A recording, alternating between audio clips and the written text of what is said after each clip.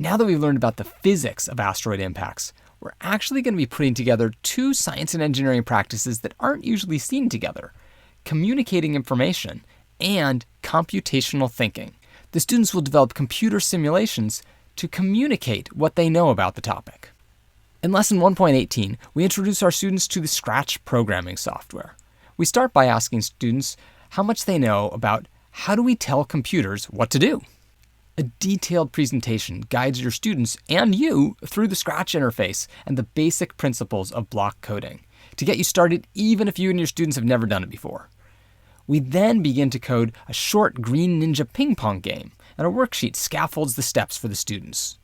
In Lesson 1.19, students finish that Green Ninja ping pong game and then practice on another project: animate how gravity has led to the formation of the Earth.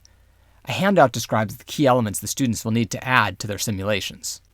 In Lesson 1.20, we continue developing our programming skills using Scratch. Students are going to apply their knowledge of Newton's laws of motion to create basic simulations involving collisions and the third law of motion. A handout here also outlines the key elements that they'll need to include in their simulation. That's it for this short preparatory lesson sequence on using Scratch. Next, students are going to be putting together a much more sophisticated animation that includes a picture of change from the beginning of the Earth all the way till the modern day. In the culminating experience, we'll be thinking about how humans affected the Earth, how are they continuing to do it, and how can we minimize this impact.